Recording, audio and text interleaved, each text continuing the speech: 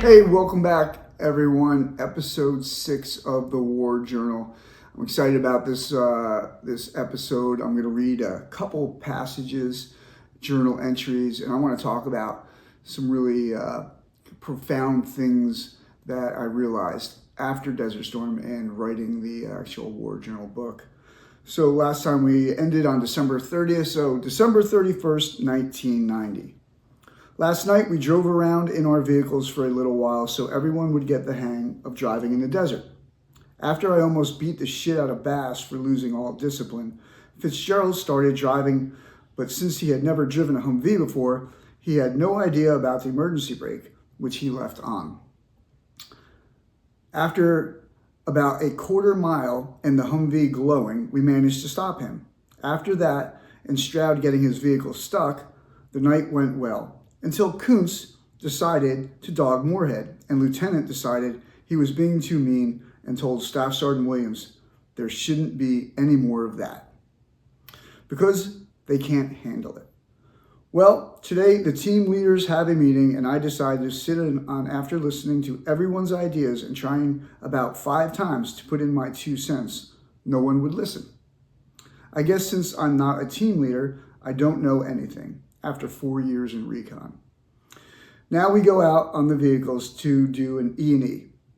It proved to be very interesting until Stroud breaks the vehicle and Lieutenant and Staff Sergeant freak out. Well, to close, my New Year's Eve was spent standing duty with Corporal Kuntz from 10 p.m. to 12 p.m. The rock and road we are guarding is still safe. Happy New Year. Remembering these first exercises when we were driving the vehicles and learning the terrain in the desert was very challenging. We had not operated in the desert for years or ever, and you were getting used to the equipment, and the stress levels were high. And even among the teammates and the officers, we were trying to work through these things, and it was a very difficult time. Let's go ahead and read another journal entry. January 1st, 1991. Today, after just sitting back watching everyone, you see that everyone has their own little quirks. Some joke around, others pray and reflect on someone special, read, but everyone has his own special thing. I really think you can't experience something at this level unless you are in the service. It's the military's own special thing that no civilian can relate to. I will remember these things.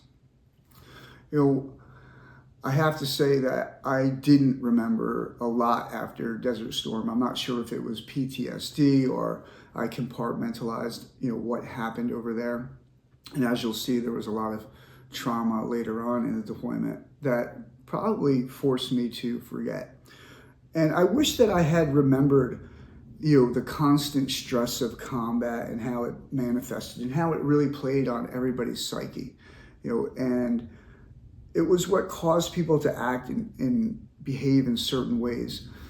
Going through my divorce and separation, I was forced to go through a forensic psychological evaluation, and I also was forced to go through anger management training, or CBT training, and cognitive behavioral training. And looking back now, I can see how, I behaved in certain ways and my behavior impacted other people. And those were valuable lessons that I wish that I had taken from Desert Storm and applied throughout my life. Understanding that your behavior can impact somebody and influences somebody else. And that was something that I struggled with and continue to understand. It made me more self-aware, but it also is something that you have to work at daily. It's not some behavior that you can change and be some Zen master and master, overnight. And first step is understanding, your behavior and understanding how it influences other people's behavior around you. Let me go ahead and January 4th, 1991. This one's kind of fun. We went to the field for the past 2 days for our first desert operation. I guess we all learned that it doesn't work if you are on foot. I just received my Beretta 9 mil, just another piece of gear to clean. I really have to tell a funny story about that, and I'll do that in a future episode.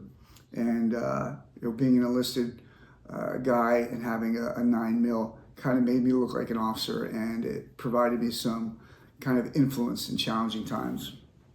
The last stop was a learning experience for everyone. Myself and Kuntz are not that enthusiastic about going out with the people which we are with, especially our fearless team leader. Yesterday, I received 2 letters from Ashley, which kind of brightened my spirits. It's hard to explain, but it's like we are in our own little world. I have no idea what day it is unless I ask, and it's just going by like a dream. I wonder if it's like this for everyone. Oh, I fired the 50 cal machine gun yesterday and enjoyed it, even though I don't think it will work that well on patrol. We'll find out. We are all sitting around after chow when the first sergeant came in and asked for Corporal Ford. Corporal Kuntz, not knowing who it was, said, "Get the fuck out of our tent, you fucking loser." It turned out to be a comical experience after all. When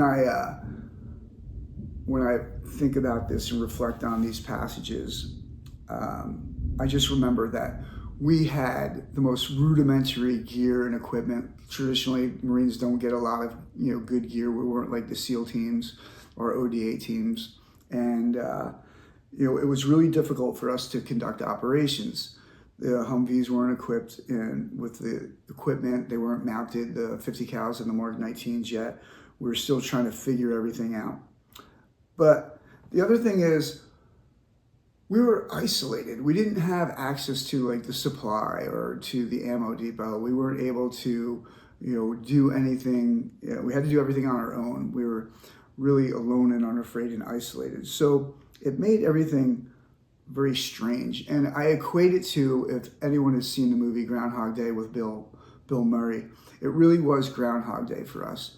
You're out in the desert, you're away from everyone, you don't know what day it is, you have this op tempo that's 24/7, you have stand to and stand down, and now we're conducting exercises and training, and it really made for a challenging time. And one of the biggest challenges was your morale and the morale of your teammates. And little episodes like when the staff sergeant comes in and Kuntz yells at them, or receiving letters and care packages, those had a huge impact on the morale, my morale. And I do have to tell a funny story. So I started dating Ashley, prior to deploying to Desert Storm. And she was the typical Southern debutante. She was a sophomore at North Carolina University, and her father was a dentist.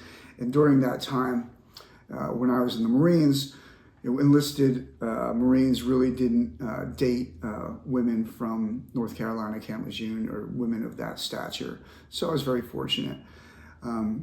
But it was really a hard sell in a way, dating her. I had to meet her mother and father. Her mother was a wonderful woman. She was the typical Southern woman, bubbly personality and very nice. And her father was the kind of aristocratic gentleman. He was a dentist, so they were fairly affluent, and he was very quiet in his nature. And I remember the first time Ashley came and said, "Hey Jim, we got invited to go to my parents' beach house," and it was like in North Carolina. And it was pretty exciting. We drove to the beach house, and I remember pulling up, and we got out, and her mom came running up, and she gave me a hug, and her father kind of gave me a stern look, and we shook hands, and we promptly went inside, and we sat down and ate dinner. And I remember being very uncomfortable at dinner, and there's not a lot of conversation. Her mom was always asking me a lot about where I'm from and my family, and Ashley's dad really didn't say much. So dinner ended, and I was just being a gentleman, and I asked if I can help, clean up or with the dishes, and she said, no, and just go outside. And Ashley's dad was sitting on his rocking chair on the porch, and So I walked outside, I looked at Mr. Ward, I didn't say a word, I sat on the rocking chair next to him, and for the next 40 minutes, we sat silent, didn't say anything. And, we heard Ashley's mom, hey, come on in, dessert's ready. And so we came in, we had dessert, and shortly after dessert, we drove back to Camp Lejeune, and we said our goodbyes, and Ashley's mom was like telling me she had a wonderful time and it was great meeting us. And I remember Ashley's dad shook my hand and said, get my daughter back, and I was like, okay. And later that night, after I dropped Ashley off, she called me up and she was so excited. And she goes, you're never gonna believe it. And I was like, what? She said, my dad loves you. And it was really funny for me. I think it's a testament to who I am. Just going out there and, just sitting down and not trying to talk, not trying to impress anybody, just being yourself. And part of being a man sometimes is not saying anything. And I know there's a Justin Timberlake song that really is probably my favorite song, and it's Say Something. And it really, as a man these days, is when you say something and when not to say something. Because in our society today, we want men to be strong and protective and bold, but we don't want to hear their voice. So it's kind of the conundrum that I face in my current situation.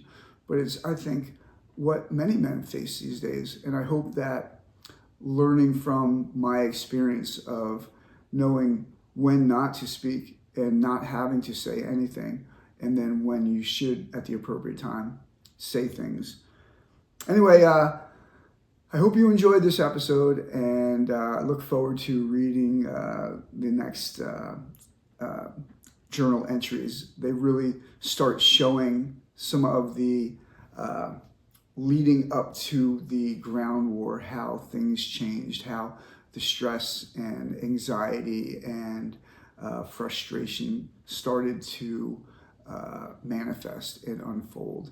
But there's also some really funny anecdotes that I'm going to enter into the war journal. And I have some exciting news. I have my first couple guests lined up, and it is going to be really cool. And I'm really looking forward to it. So once again, thanks for taking time and listening. And I hope you learn something or find some value in what I said. And please share this. I really like the way the podcast is growing and the comments that I've gotten back. And with your help, we can make it even better. Thanks again. And until we see each other next time.